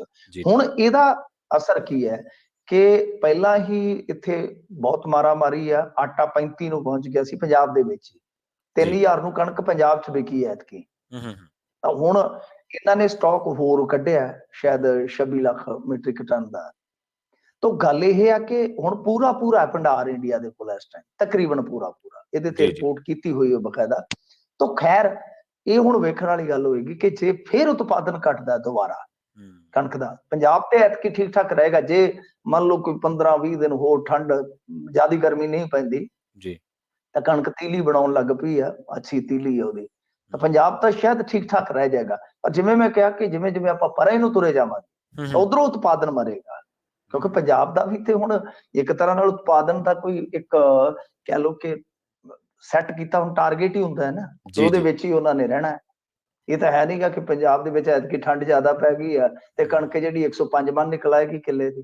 ਹੂੰ, ਅੱਗੇ ਜਿਵੇਂ 132 ਲੱਖ ਮੀਟ੍ਰਿਕ ਟਨ ਦਾ ਸੀਗਾ ਮਾਮਲਾ, ਜੀ ਜੀ ਤਾਂ ਉਹ ਐਤਕੀ 135 ਦਾ ਹੋ ਸਕਦਾ ਹੈ, ਉੱਥੇ ਚਲੇ ਜਾਈਏ। ਪਰੰਤੂ ਸਾਰੇ ਇੰਡੀਆ ਦੀ ਤਾਂ ਨਹੀਂ ਨਾ ਭਰਪਾਈ ਕੀਤੀ ਜਾ ਸਕਦੀ। ਹਾਂਜੀ ਸੋ ਇਸ ਕਰਕੇ ਇਹ ਇੱਕ ਚਿੰਤਾਜਨਕ ਸਬਬ ਹੈ ਜਿਹੜਾ ਉਹ ਕਿਸਾਨਾਂ ਵਾਸਤੇ ਵੀ ਹੈ। ਹੁਣ ਹੂੰ ਦੇਖੋ ਕਿੱਥੇ ਕਿੱਥੇ ਮਾਰ ਪੈਂਦੀ ਜੇ ਮੌਸਮ ਨਾ ਮਤਲਬ ਕਿ ਕੁਛ ਅਗਲੇ ਦਿਨਾਂ ਦੇ ਵਿੱਚ ਬਾਰਿਸ਼ ਵਾਲਾ ਬਣਿਆ, ਤਦ ਦੀ ਇਹ ਭਵਿੱਖਬਾਣੀ ਹੈ। ਹੂੰ ਤੇ ਦੂਜੀ ਚੀਜ਼ ਇਹ ਹੈ ਕਿ ਜੇ ਉਤਪਾਦਨ ਘਟਦਾ ਹੈ ਖੁਦਾ ਨਾ ਖਾਸਤਾ, ਤਾਂ ਇੰਡੀਆ ਵਾਸਤੇ ਗਾ ਸੰਕਟ ਬਹੁਤ ਤਗੜਾ ਹੋ ਸਕਦਾ ਹੈ। ਜੀ ਜਾਂਦੇ ਜਾਂਦੇ ਗੱਲ ਕਰੀਏ ਮਿੰਟੂ ਜੀ IMF ਦੇ ਦਾਅਵੇ ਦੀ। ਇਹਦਾ ਦਾਅਵਾ ਇਹ ਹੈ ਕਿ 2023 ਦੇ ਵਿੱਚ ਭਾਰਤ ਤੇ ਚੀਨ ਚਲਾਉਣਗੇ ਦੁਨੀਆ।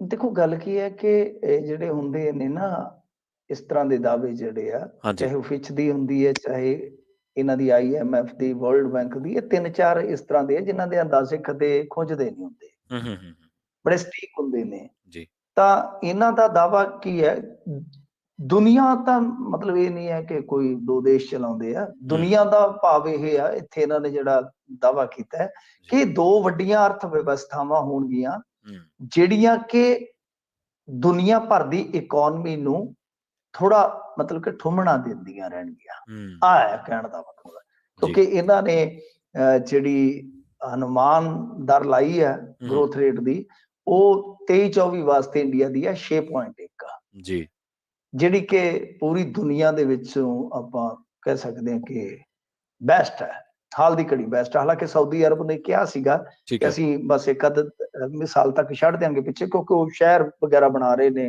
ਹੂੰ ਖਾਸ ਸ਼ਹਿਰ ਆ, ਉਹਦੇ ਵਿੱਚ ਕੁਝ ਇਨਵੈਸਟਮੈਂਟ ਵਗੈਰਾ ਉਹਨਾਂ ਦਾ ਬੂਮ ਹੈਗਾ, ਤਾਂ ਇੱਕ ਵਾਰੀ ਉਹ ਕਰ ਸਕਦੇ ਆ। ਪਰ ਇੰਡੀਆ ਦੀ ਗਰੋਥ ਰੇਟ ਨੂੰ ਫੜਨਾ ਹਾਲ ਦੀ ਘੜੀ ਉਹਨਾਂ ਵਾਸਤੇ ਨਾ ਉਹ ਸੌਖਾ ਨਹੀਂ ਹੈਗਾ। ਇੱਕ ਅੱਧ ਸਾਲ ਉਹ ਮਾੜਾ ਮੋਟਾ ਟੱਪ ਸਕਦੇ, ਇੱਕ ਅੱਧਾ ਪੁਆਇੰਟ।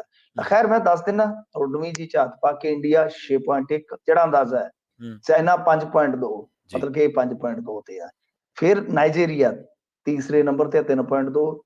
ਫਿਰ ਇਸ ਤੋਂ ਇਲਾਵਾ ਜੇ ਤੁਸੀਂ ਦੇਖੋਗੇ ਹੂੰ ਤਾਂ ਇਹਦੇ ਵਿੱਚ ਕਈ ਨਾਮ ਆ ਜਾਣਗੇ, ਜਿਵੇਂ ਸਾਊਥ ਅਫਰੀਕਾ ਆ ਗਿਆ, ਬ੍ਰਾਜ਼ੀਲ ਆ ਗਿਆ, US ਇਹਦੇ ਵਿੱਚ ਜੇ ਤੁਸੀਂ ਦੇਖੋਗੇ ਤਾਂ 7ਵੇਂ ਨੰਬਰ ਤੇ 1.4 ਦੇ ਨਾਲ। ਜੀ ਜੀ ਜਾਪਾਨ, ਇਹ ਦੇਖੋ ਕਿੰਨੀਆਂ ਵੱਡੀਆਂ ਅਰਥ ਵਿਵਸਥਾਵਾਂ। ਜੀ ਜਾਪਾਨ 8ਵੇਂ ਤੇ 1.8, ਫਰਾਂਸ 0.7, 9 ਹੂੰ ਤੇ। ਇਹ ਤਿੰਨੇ ਹੀ ਬਹੁਤ ਵੱਡੀਆਂ ਕਹਿ ਲਓ ਕਿ ਆਰਥਿਕ ਸ਼ਕਤੀਆਂ ਨੇ। ਇਟਲੀ ਇਹ ਫਿਰ 10ਵੇਂ ਨੰਬਰ ਤੇ, ਰਸ਼ੀਆ 0 ਪੁਆਇੰਟ ਤੇ, ਹੂੰ ਤਾਂ ਜਰਮਨ ਬਹੁਤ ਵੱਡਾ ਇੱਕ ਤਰ੍ਹਾਂ ਨਾਲ ਕਹਿ ਲਓ ਕਿ ਇਹ ਮਾਮਲੇ ਦੇ ਵਿੱਚ ਜੇ ਦੇਖੀਏ ਯੂਰਪ ਦੇ ਵਿੱਚ ਜਰਮਨ ਬਹੁਤ ਵੱਡੀ ਇੱਕ ਪੂੰਜੀਵਾਦੀ ਸ਼ਕਤੀ ਹੈ, ਹੂੰ ਤਾਂ ਜਰਮਨ 0.1 ਆਨਲੀ। ਤਾਂ ਸਾਰੀਆਂ ਜਿਹੜੀਆਂ ਇਹਨਾਂ ਦੀਆਂ ਇਹ ਅੰਦਾਜ਼ਨ ਕਹਿ ਲਓ ਕਿ ਗਰੋਥ ਰੇਟ ਦੀਆਂ ਇਹ ਜੀ ਵੰਨਗੀਆਂ ਨੇ। ਹੁਣ ਦੇਖੋ ਅੱਗੇ ਕੀ ਬਣਦਾ, ਪਰ ਮੇਰਾ ਮੰਨਣਾ ਕਿ ਹਾਲੇ ਵੀ ਇੰਡੀਆ ਨੂੰ ਕੰਮ ਖਿੱਚਣਾ ਪਏਗਾ, ਹੂੰ ਹਾਲੇ ਵੀ ਕੰਮ ਖਿੱਚਣਾ ਪਏਗਾ।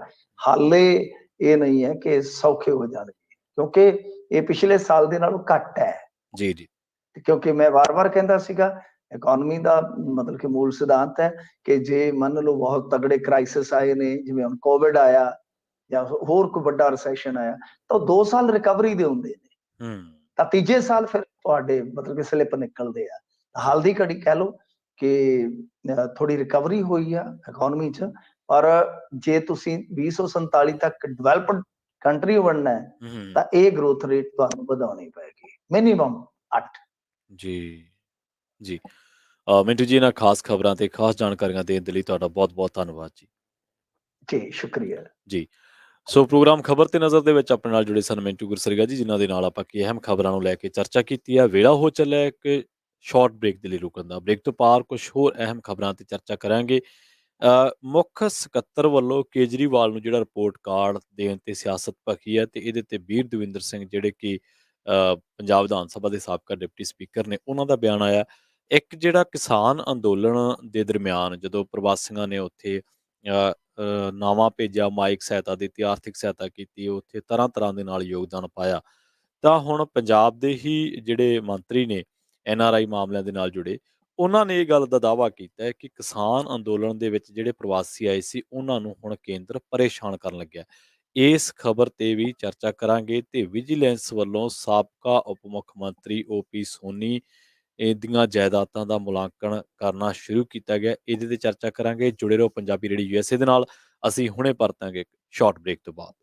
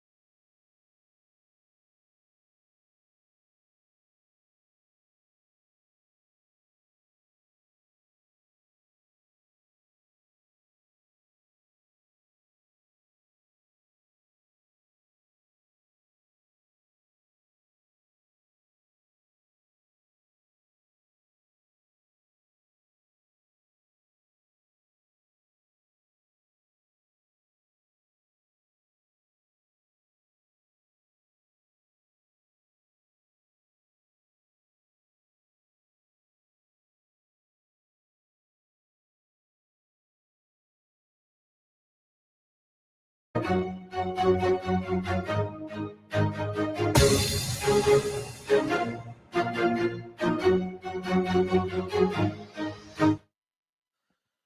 ਤੋਂ ਬਾਅਦ ਇੱਕ ਵਾਰ ਮੁੜ ਤੋਂ ਤੁਹਾਡਾ ਸਾਰਿਆਂ ਦਾ ਸਵਾਗਤ ਹੈ ਪ੍ਰੋਗਰਾਮ ਖਬਰ ਤੇ ਨਜ਼ਰ ਦੇ ਵਿੱਚ। ਤੁਸੀਂ ਜੁੜੇ ਹੋਏ ਹੋ ਪੰਜਾਬੀ ਰੇਡੀਓ ਯੂਐਸਏ ਦੇ ਨਾਲ। ਬ੍ਰੇਕ ਤੋਂ ਬਾਅਦ ਕੁਝ ਹੋਰ ਅਹਿਮ ਖਬਰਾਂ ਦੇ ਵੱਲ ਚੱਲਦੇ ਹਾਂ। ਗੱਲ ਕਰਦੇ ਹਾਂ ਮੁੱਖ ਸਕੱਤਰ ਦੇ ਮਾਮਲੇ ਦੀ। ਪੰਜਾਬ ਵਿਧਾਨ ਸਭਾ ਦੇ ਸਾਬਕਾ ਡਿਪਟੀ ਸਪੀਕਰ ਵੀਰ ਦਵਿੰਦਰ ਸਿੰਘ ਨੇ ਸੂਬੇ ਦੇ ਮੁੱਖ ਸਕੱਤਰ VK ਜੰਜੂਆ ਵੱਲੋਂ ਆਮ ਆਦਮੀ ਕਲੀਨਿਕਾਂ ਦੇ ਉਦਘਾਟਨ ਮੌਕੇ ਦਿੱਤੇ ਭਾਸ਼ਣ ਤੇ ਇਤਰਾਜ਼ ਪ੍ਰਗਟਾਉਂਦਿਆਂ ਰਾਜਪਾਲ ਤੋਂ ਕਾਰਵਾਈ ਦੀ ਮੰਗ ਕੀਤੀ ਹੈ। ਰਾਜਪਾਲ ਨੂੰ ਲਿਖੇ ਪੱਤਰ ਦੇ ਰਾਹੀਂ ਸਾਬਕਾ ਡਿਪਟੀ ਸਪੀਕਰ ਨੇ ਕਿਹਾ ਹੈ ਕਿ ਮੁੱਖ ਸਕੱਤਰ ਵੱਲੋਂ 27 ਜਨਵਰੀ ਨੂੰ ਦਿੱਤੇ ਭਾਸ਼ਣ ਦੇ ਰਾਹੀਂ ਗਵਰਨੈਂਸ ਦੇ ਨਿਯਮਾਂ ਤੇ ਪੰਜਾਬ ਰਾਜ ਦੀ ਮਾਣ ਮਰਿਆਦਾ ਦੀ ਅਣਦੇਖੀ ਕਰਦਿਆਂ ਦਿੱਲੀ ਦੇ ਮੁੱਖ ਮੰਤਰੀ ਅਰਵਿੰਦ ਕੇਜਰੀਵਾਲ ਨੂੰ ਆਪਣਾ ਰਿਪੋਰਟ ਕਾਰਡ ਪੇਸ਼ ਕਰਦੇ ਦੇਖਿਆ ਗਿਆ ਸੀ। ਪਿਛਲੇ ਦਿਨਾਂ ਦੇ ਵਿੱਚ ਵੀ ਇੱਕ ਮਸਲਾ ਬੜਾ ਗੰਭੀਰ ਸੀ, ਜਿਹਦੇ ਵਿੱਚ ਆਈਟੀ ਦਾ ਇੱਕ ਪੜ੍ਹਿਆ ਹੋਇਆ IIT ਦਾ ਨਵਲ ਅਗਰਵਾਲ, ਉਹ ਕਿਹਾ ਜਾਂਦਾ ਹੈ ਕਿ ਉਹ ਰਾਘਵ ਚੱਡਾ ਤੇ ਕੇਜਰੀਵਾਲ ਦਾ ਬੜਾ ਕਰੀਬੀ ਹੈ, ਤੇ ਉਹ ਵੀ ਪੰਜਾਬ ਦੇ ਉੱਚ ਅਧਿਕਾਰੀਆਂ ਦੇ ਨਾਲ ਇੱਕ ਮੀਟਿੰਗ ਦੇ ਵਿੱਚ ਬੈਠਾ ਸੀ। ਲੋਕਾਂ ਦਾ ਸਵਾਲ ਇਹ ਹੈ ਕਿ ਜਦੋਂ ਪੰਜਾਬ ਦੀ ਬਿਊਰੋਕ੍ਰੇਸੀ ਹੈ, ਪੰਜਾਬ ਦੇ ਲੋਕਾਂ ਨੇ ਭਗਵੰਤ ਮਾਨ ਨੂੰ ਚੁਣਿਆ, ਸਰਕਾਰ ਚਲਾਉਣ ਨੂੰ ਚੁਣਿਆ, ਪੰਜਾਬ ਨੇ 92 MLA ਇਸ ਪਾਰਟੀ ਦੇ ਜਿਤਾਏ ਨੇ, ਤਾਂ ਫਿਰ ਬਿਊਰੋਕ੍ਰੇਸੀ ਦੇ ਵਿੱਚ, ਪੰਜਾਬ ਦੀ ਬਿਊਰੋਕ੍ਰੇਸੀ ਦੇ ਵਿੱਚ, ਪੰਜਾਬ ਦੀ ਅਫਸਰਸ਼ਾਹੀ ਦੇ ਵਿੱਚ, ਉੱਚ ਅਧਿਕਾਰੀਆਂ ਦੇ ਵਿੱਚ, ਸਰਕਾਰ ਦੇ ਵਿੱਚ ਬਾਹਰੀ ਦਖਲ-ਅੰਦਾਜ਼ੀ ਕਿਉਂ? ਇਹ ਗੱਲਾਂ ਕਿਉਂ ਵਾਪਰ ਰਹੀਆਂ ਨੇ ਲਗਾਤਾਰ? ਤਾਂ ਇਹਨਾਂ ਚੀਜ਼ਾਂ ਨੂੰ ਲੈ ਕੇ ਸਰਕਾਰ ਦੀ ਆਲੋਚਨਾ ਵੀ ਹੋਈ ਕਿ ਕਿਉਂ ਵਾਰ-ਵਾਰ ਇਹ ਜਿਹੜੀਆਂ ਚੀਜ਼ਾਂ ਦੁਹਰਾਈਆਂ ਜਾਂਦੀਆਂ ਨੇ ਕਿ ਦਿੱਲੀ ਦੀ ਦਖਲ-ਅੰਦਾਜ਼ੀ, ਦਿੱਲੀ ਦੀ ਦਖਲ-ਅੰਦਾਜ਼ੀ। ਸੋ ਹੁਣ ਕਈ ਜਿਹੜੇ MLA ਨੇ, ਵਿਧਾਇਕ ਨੇ, ਉਹ ਅੰਦਰ ਖਾਤੇ ਦਬਵੀਂ ਸੁਰ ਦੇ ਵਿੱਚ ਇਹ ਗੱਲ ਮੰਨਦੇ ਵੀ ਨੇ ਕਿ ਕਈ ਮਸਲਿਆਂ ਦੇ ਵਿੱਚ ਸਾਡੀ ਪੀਰੀ ਨਹੀਂ ਚੱਲਦੀ। ਪਿਛਲੇ ਦਿਨੀਂ ਰਾਘਵ ਚੱਡਾ ਬਾਰੇ ਵੀ ਇਹ ਕਿਹਾ ਗਿਆ ਸੀਗਾ ਕਿ ਉਹ ਮਾਨ ਸਾਹਿਬ ਦੀ ਸਰਕਾਰ ਦੇ ਵਿੱਚ ਕਈ ਮਸਲਿਆਂ ਤੇ ਖੁੱਲ੍ਹ ਕੇ ਦਖਲ-ਅੰਦਾਜ਼ੀ ਕਰਦੇ ਨੇ। ਤਾਂ ਖੈਰ, ਇਹ ਹੁਣ ਇੱਕ ਵਾਰ ਫਿਰ ਤੋਂ ਜਿਹੜਾ ਅਰਵਿੰਦ ਕੇਜਰੀਵਾਲ ਨੂੰ ਆਪਣਾ ਰਿਪੋਰਟ ਕਾਰਡ ਪੇਸ਼ ਕਰ ਰਹੇ ਸੀਗੇ VK ਜੰਜੂਆ, ਤਾਂ ਇਹਦਾ ਇੱਕ ਸਿੱਧਾ ਮਤਲਬ ਇਹ ਹੈ ਕਿ ਤੁਸੀਂ ਜਦੋਂ ਕੋਈ ਵੀ ਪੰਜਾਬ ਦੀ ਬਿਊਰੋਕ੍ਰੇਸੀ ਦਾ ਬੰਦਾ ਡਾਇਰੈਕਟ ਕਿਸੇ ਪਾਰਟੀ ਸੁਪਰੀਮੋ ਨਾਲ ਗੱਲਬਾਤ ਕਰ ਰਿਹਾ ਹੈ, ਤਾਂ ਉਹ ਮੁੱਖ ਮੰਤਰੀ ਨੂੰ ਬਾਈਪਾਸ ਕਰ ਰਿਹਾ ਹੈ। ਇਹਦਾ ਮਤਲਬ ਇਹ ਹੈ ਕਿ ਉਹ ਮੰਨਦਾ ਹੈ ਕਿ ਇਹ ਮੁੱਖ ਮੰਤਰੀ ਨਹੀਂ ਹੈ, ਮੈਂ ਜਿਹਨੂੰ ਜਿਹੜਾ ਮੇਰਾ ਸੁਪਰੀਮੋ ਆ, ਉਹ ਪਾਰਟੀ ਦਾ ਸੁਪਰੀਮੋ ਆ, ਤੇ ਇਹ ਰੁਝਾਨ ਬਿਲਕੁਲ ਗਲਤ ਆ। ਇਹ ਜਿੱਥੇ ਪੰਜਾਬ ਦੀ ਮਾਣ ਮਰਿਆਦਾ ਦਾ ਮਸਲਾ, ਉੱਥੇ ਪੰਜਾਬ ਦੇ ਮੁੱਖ ਮੰਤਰੀ ਦੀ ਮਾਣ ਮਰਿਆਦਾ ਦਾ ਮਸਲਾ ਬਣ ਸਕਦਾ ਹੈ। ਕਿਉਂਕਿ ਮੁੱਖ ਮੰਤਰੀ ਪੰਜਾਬ ਦੇ ਵਿੱਚ ਸਭ ਤੋਂ ਉੱਚੀ ਕੁਰਸੀ ਹੈ ਤੇ ਹਰ ਅਧਿਕਾਰੀ ਉਹਨਾਂ ਨੂੰ ਜਵਾਬਦੇਹ ਹੈ, ਉਹਨਾਂ ਨੂੰ ਆਪਣਾ ਰਿਪੋਰਟ ਕਾਰਡ ਦਿਖਾ ਸਕਦਾ ਹੈ। ਸੋ ਇਹਦੀ ਇਸ ਕਰਕੇ ਵੀ ਕਈ ਲੋਕਾਂ ਨੇ ਆਲੋਚਨਾ ਕੀਤੀ ਹੈ ਕਿ ਇਹ ਮਾਨ ਸਾਹਿਬ ਨੂੰ ਵੀ ਬਾਈਪਾਸ ਕਰਨ ਦੇ ਐਂਗਲ ਤੋਂ ਇਹ ਚੀਜ਼ ਨੂੰ ਦੇਖਿਆ ਜਾਣਾ ਚਾਹੀਦਾ ਹੈ। ਅਗਲੀ ਖਬਰ ਦੇ ਵੱਲ ਵਧਦੇ ਹਾਂ ਤੇ ਰੁਖ ਕਰਦੇ ਹਾਂ ਪਾਕਿਸਤਾਨ ਦੇ ਸੂਬਾ ਸਿੰਧ ਦੇ ਜੈਕਬਾਬਾਦ ਦੇ ਵਿੱਚ ਆਪਣੀ ਧੀ ਨੂੰ ਸਕੂਲ ਤੋਂ ਲੈਣ ਤੋਂ ਬਾਅਦ ਇੱਕ ਸਿੱਖ ਨੌਜਵਾਨ ਨੂੰ ਸਥਾਨਕ ਮੁਸਲਮਾਨਾਂ ਨੇ ਧਮਕੀ ਦਿੱਤੀ ਹੈ, ਤੇ ਇਹਦੇ ਨਾਲ ਦੁਰਵਿਵਹਾਰ ਵੀ ਕੀਤਾ ਗਿਆ ਹੈ, ਤੇ ਉਹਨੂੰ ਧਮਕੀ ਦਿੱਤੀ ਕਿ ਉਹਨੂੰ ਮਾਰ ਦਿੱਤਾ ਜਾਊਗਾ। ਸਿੰਧ ਦੇ ਹਿੰਦੂ ਸੰਗਠਨ ਦੇ ਸੰਸਥਾਪਕ ਤੇ ਚੀਫ ਆਰਗੇਨਾਈਜ਼ਰ ਨਰੈਣ ਦਾਸ ਭੀਲ ਨੇ ਇੱਕ ਵੀਡੀਓ ਟਵੀਟ ਕੀਤਾ ਹੈ, ਜਿਸ ਦੇ ਵਿੱਚ ਸਿੱਖਾਂ ਨੂੰ ਪਾਕਿਸਤਾਨ ਦੇ ਵਿੱਚ ਹੋ ਰਹੇ ਅਤਿਆਚਾਰਾਂ ਦੀਆਂ ਘਟਨਾਵਾਂ ਨੂੰ ਬਿਆਨ ਕਰਦੇ ਸੁਣਿਆ ਜਾ ਸਕਦਾ ਹੈ। ਹਰੀਸ਼ ਸਿੰਘ ਨੇ ਇਸ ਗੱਲ ਦਾ ਦਾਅਵਾ ਕੀਤਾ ਹੈ ਕਿ ਜਦੋਂ ਉਹ ਆਪਣੀਆਂ ਧੀਆਂ ਨੂੰ ਸਕੂਲ ਤੋਂ ਲੈਣ ਜਾ ਰਿਹਾ ਸੀ, ਤਾਂ ਸਥਾਨਕ ਮੁਸਲਮਾਨਾਂ ਵੱਲੋਂ ਉਸ ਨੂੰ ਜਾਨੋਂ ਮਾਰਨ ਦੀਆਂ ਧਮਕੀਆਂ ਦਿੱਤੀਆਂ ਗਈਆਂ। ਤੇ ਉਸ ਨੇ ਦੱਸਿਆ ਕਿ ਹਮਲਾਵਰਾਂ ਨੇ ਉਸ ਦੀਆਂ ਧੀਆਂ ਨੂੰ ਵੀ ਜਾਨੋਂ ਮਾਰਨ ਦੀਆਂ ਧਮਕੀਆਂ ਦਿੱਤੀਆਂ। ਉਹ ਬੱਚੀਆਂ ਡਰ ਗਈਆਂ ਤੇ ਉਹਨਾਂ ਨੇ ਸਕੂਲ ਜਾਣ ਤੋਂ ਫਿਰ ਇਨਕਾਰ ਕਰ ਦਿੱਤਾ ਸੀ। ਹਰੀਸ਼ ਸਿੰਘ ਨੇ ਸਥਾਨਕ ਲੋਕਾਂ ਨੂੰ ਇਹ ਗੱਲ ਕਹੀ ਹੈ ਕਿ ਤੁਸੀਂ ਮੇਰੀ ਧੀਆਂ ਦੀ ਜ਼ਿੰਦਗੀ ਤੇ ਮੇਰੀ ਜ਼ਿੰਦਗੀ, ਜਾਂ ਮੈਨੂੰ ਇਹਨਾਂ ਦੇ ਅਤਿਆਚਾਰਾਂ ਤੋਂ ਬਚਾਉਣ ਦੇ ਲਈ ਕਿਰਪਾ ਕਰਕੇ ਅੱਗੇ ਆਓ। ਇਹ ਇੱਕ ਹਿੰਦੂ ਸੰਗਠਨ ਦੇ ਨਾਲ ਜੁੜਿਆ, ਉਹਦਾ ਆਰਗੇਨਾਈਜ਼ਰ ਹੈ ਨਰੈਣ ਦਾਸ ਭੀਲ। ਉਹਨੇ ਵੀਡੀਓ ਟਵੀਟ ਕੀਤਾ ਹੈ। ਉਸ ਵੀਡੀਓ ਦੇ ਵਿੱਚ ਹਰੀਸ਼ ਸਿੰਘ ਇਹ ਗੱਲ ਕਹਿ ਰਿਹਾ ਹੈ। ਹੁਣ ਇਹ ਵੀਡੀਓ ਨਵੀਂ ਹੈ ਜਾਂ ਪੁਰਾਣੀ ਹੈ, ਇਹਦੇ ਬਾਰੇ ਕਹਿਣਾ ਔਖਾ ਹੈ, ਪਰ ਇਹ ਟਵਿੱਟਰ ਦੇ ਹਵਾਲੇ ਦੇ ਨਾਲ ਇਹ ਜਿਹੜੀਆਂ ਖਬਰਾਂ ਨੇ ਉਹ ਆਈਆਂ ਨੇ, ਜਿਹਦੇ ਵਿੱਚ ਹਰੀਸ਼ ਸਿੰਘ ਕਹਿ ਰਿਹਾ, ਸਥਾਨਕ ਲੋਕਾਂ ਨੂੰ ਅਪੀਲ ਕਰ ਰਿਹਾ ਕਿ ਇਹਨਾਂ ਲੋਕਾਂ ਤੋਂ ਮੈਨੂੰ ਬਚਾਓ, ਇਹ ਮੇਰੇ ਤੇ ਅਤਿਆਚਾਰ ਕਰਦੇ ਨੇ ਤੇ ਮੇਰੀਆਂ ਬੱਚੀਆਂ ਨੇ ਇਹਨਾਂ ਦੇ ਡਰ ਕਰਕੇ ਸਕੂਲ ਜਾਣ ਤੋਂ ਹੁਣ ਜਿਹੜਾ ਉਹ ਇਨਕਾਰ ਕਰ ਦਿੱਤਾ ਹੈ। ਅਗਲੀ ਖਬਰ ਦੇ ਵੱਲ ਵਧੀਏ ਤੇ ਗੱਲ ਕਰੀਏ ਸਾਬਕਾ ਮੁੱਖ ਮੰਤਰੀ OP ਸੋਨੀ ਦੀ। ਸਾਬਕਾ ਉਪ ਮੁੱਖ ਮੰਤਰੀ, ਮਾਫ ਕਰਨਾ, ਵਿਜੀਲੈਂਸ ਬਿਊਰੋ ਨੇ ਆਮਦਨ ਤੋਂ ਵੱਧ ਜਾਇਦਾਦ ਦੀ ਸ਼ਿਕਾਇਤ ਦੇ ਆਧਾਰ ਤੇ ਸਾਬਕਾ ਉਪ ਮੁੱਖ ਮੰਤਰੀ ਅਤੇ ਸੀਨੀਅਰ ਕਾਂਗਰਸੀ ਆਗੂ OP ਸੋਨੀ ਦੀਆਂ ਜਾਇਦਾਦਾਂ ਦਾ ਮੁਲਾਂਕਣ ਸ਼ੁਰੂ ਕਰ ਦਿੱਤਾ ਹੈ। ਬਿਊਰੋ ਨੇ ਪਿਛਲੇ ਸਾਲ ਨਵੰਬਰ ਮਹੀਨੇ ਦੇ ਵਿੱਚ ਇਸ ਮਾਮਲੇ ਦੀ ਜਾਂਚ ਸ਼ੁਰੂ ਕੀਤੀ ਸੀ ਤੇ ਇੱਕ ਤਕਨੀਕੀ ਟੀਮ 에ਅਰਪੋਰਟ ਰੋਡ ਤੇ ਜਿਹੜਾ ਇੱਕ ਕਾਂਗਰਸੀ ਆਗੂ ਦਾ ਨਿਰਮਾਣ ਅਧੀਨ ਫਾਰਮ ਹਾਊਸ ਹੈ, ਉੱਥੇ ਇਹ ਟੀਮ ਪਹੁੰਚੀ ਹੈ। ਉਸ ਦੇ ਹੋਟਲ ਤੇ ਹੀ ਪਹੁੰਚੀ ਹੈ ਤੇ ਮੁਲਾਂਕਣ ਕਾਫੀ ਟਾਈਮ ਤੱਕ ਜਾਰੀ ਰਿਹਾ ਸੀ। ਇਹਦੇ ਵਿੱਚ ਚੰਡੀਗੜ੍ਹ ਦੇ ਲੋਕ ਨਿਰਮਾਣ ਵਿਭਾਗ ਦੇ ਅਧਿਕਾਰੀਆਂ ਤੋਂ ਇਲਾਵਾ ਮੁਲਾਂਕਣ ਕਰਨ ਵਾਲੀ ਜਿਹੜੀ ਟੀਮ ਹੈ, ਵਿਜੀਲੈਂਸ ਦੇ 8 ਅਧਿਕਾਰੀ ਵੀ ਸ਼ਾਮਲ ਸਨ। ਤੇ ਵਿਜੀਲੈਂਸ ਦੇ ਹਵਾਲੇ ਦੇ ਨਾਲ ਇਹ ਗੱਲ ਸਾਹਮਣੇ ਆ ਰਹੀ ਹੈ ਕਿ ਸੀਨੀਅਰ ਕਾਂਗਰਸੀ ਆਗੂ ਵੱਲੋਂ ਜਿਹੜੇ ਪੇਸ਼ ਕੀਤੇ ਗਏ ਦਸਤਾਵੇਜ਼ ਆ ਜਾਂ ਚੋਣਾਂ ਦੇ ਦੌਰਾਨ ਜਿਹੜੇ ਪਿਛਲੇ ਡੇਢ ਦਹਾਕੇ ਦੇ ਵਿੱਚ ਉਹ ਜਿਹੜੇ ਉਹਨੇ ਐਲਾਨ ਕੀਤੇ ਆ, ਚੋਣਾਂ ਦੇ ਦਰਮਿਆਨ ਜਿਹੜੇ ਹਲਫਨਾਮੇ ਦਿੱਤੇ ਆ, ਉਹਦੇ ਡੇਢ ਦਹਾਕੇ ਦੇ ਦਰਮਿਆਨ ਉਹਦੀ ਚੱਲ ਤੇ ਅਚਲ ਜਾਇਦਾਦ ਦੇ ਵਿੱਚ ਕਈ ਗੁਣਾ ਦਾ ਵਾਧਾ ਹੋਇਆ ਹੈ। ਸੋ ਹੁਣ ਉਸ ਨੂੰ ਲੈ ਕੇ ਮੁਲਾਂਕਣ ਹੋ ਰਿਹਾ। ਤੁਹਾਨੂੰ ਯਾਦ ਹੋਣਾ ਹੈ ਪਿਛਲੇ ਦਿਨੀ ਮਦਨ ਲਾਲ ਜਲਾਲਪੁਰ ਕਾਂਗਰਸ ਦਾ ਉਹ ਮੰਤਰੀ ਹੈ ਜਿਹਦੇ ਭਾਣਜੇ ਤੇ ਦੋਸ਼ ਲੱਗਿਆ ਸੀਗਾ ਕਿ ਉਹਨੇ ਸਰਕਾਰੀ ਗੋਦਾਮ ਦੇ ਵਿੱਚੋਂ ਕਾਫੀ ਅਨਾਜ ਖੁਰਦ-ਬੁਰਦ ਯਾਨੀ ਕਿ ਇੱਧਰ-ਉੱਧਰ ਕਰ ਦਿੱਤਾ ਹੈ। ਪਰ ਉਸ ਤੋਂ ਬਾਅਦ ਉਸ ਮਾਮਲੇ ਦਾ ਬਣਿਆ ਕੀ, ਕਿੱਥੇ ਉਹ ਗੱਲ ਖੜੀ ਹੈ, ਉਹਦੇ ਬਾਰੇ ਹਾਲੇ ਕੁਝ ਵੀ ਪਤਾ ਨਹੀਂ ਲੱਗਿਆ। ਸੋ ਹੁਣ ਉਸ ਤੋਂ ਬਾਅਦ ਮੁਲਾਂਕਣ ਹੋ ਰਿਹਾ ਓਪੀ ਸੋਨੀ ਦਾ ਤੇ ਇਹਦੇ ਨਾਲ-ਨਾਲ ਕਿੱਕੀ ਢਿੱਲੋਂ, ਕੁਸ਼ਲਦੀਪ ਸਿੰਘ ਢਿੱਲੋਂ ਨੂੰ ਵੀ ਵਿਜੀਲੈਂਸ ਵਿਭਾਗ ਨੇ ਆਪਣੇ ਦਫ਼ਤਰ ਸੱਦਿਆ ਤੇ 1 ਘੰਟਾ ਪੁੱਛ ਪੜਤਾਲ ਕੀਤੀ ਗਈ। ਵਿਜੀਲੈਂਸ ਵਿਭਾਗ ਨੂੰ ਇੱਕ ਲਿਖਤੀ ਸ਼ਿਕਾਇਤ ਮਿਲੀ ਸੀ, ਜਿਸ ਦੇ ਵਿੱਚ ਕੁਸ਼ਲਦੀਪ ਸਿੰਘ ਢਿੱਲੋਂ ਤੇ ਕਾਂਗਰਸ ਦੀ ਸਰਕਾਰ ਵੇਲੇ ਕਥਿਤ ਤੌਰ ਤੇ ਸਰੋਤਾਂ ਤੋਂ ਵੱਧ ਜਾਇਦਾਦ ਬਣਾਉਣ ਦੇ ਦੋਸ਼ ਲਗਾਏ ਗਏ ਨੇ। ਸ਼ਿਕਾਇਤ ਦੇ ਵਿੱਚ ਕੁਝ ਬੇਨਾਮੀ ਜਾਇਦਾਦਾਂ ਦਾ ਵੇਰਵਾ ਵੀ ਦਿੱਤਾ ਗਿਆ। ਕਰੀਬ 1 ਘੰਟੇ ਦੀ ਪੁੱਛ ਪੜਤਾਲ ਤੋਂ ਬਾਅਦ ਕਾਂਗਰਸੀ ਆਗੂ ਨੇ ਕਿਹਾ ਕਿ ਉਹ ਕਾਨੂੰਨੀ ਤੌਰ ਤੇ ਆਪਣਾ ਕਾਰੋਬਾਰ ਕਰਦੇ ਨੇ ਤੇ ਹਰ ਕੰਮ ਨਿਯਮਾਂ ਦੇ ਮੁਤਾਬਕ ਚੱਲ ਰਿਹਾ, ਜਿਸ ਦਾ ਰਿਕਾਰਡ ਆਨਲਾਈਨ ਵੀ ਚੈੱਕ ਕੀਤਾ ਜਾ ਸਕਦਾ ਹੈ। ਇਹਦੇ ਵਿੱਚ ਕੋਈ ਦੋ ਰਾਏ ਨਹੀਂ ਕਿ ਇਹਨਾਂ ਦਾ ਰਿਕਾਰਡ ਆਨਲਾਈਨ ਵੀ ਚੈੱਕ ਕੀਤਾ ਜਾ ਸਕਦਾ, ਪਰ ਇੱਥੇ ਸਾਨੂੰ ਨਹੀਂ ਭੁੱਲਣਾ ਚਾਹੀਦਾ ਕਿ ਇਹ ਜਿਹੜੇ ਲੀਡਰ ਨੇ, ਇਹ ਸਿਰਫ ਕੁਸ਼ਲਦੀਪ ਢਿੱਲੋਂ ਦੀ ਗੱਲ ਨਹੀਂ, ਸਾਰੇ ਲੀਡਰਾਂ ਦੀ ਜਿਨ੍ਹਾਂ ਨੇ ਬੇਨਾਮੀ ਜਾਇਦਾਦਾਂ ਬਣਾਈਆਂ।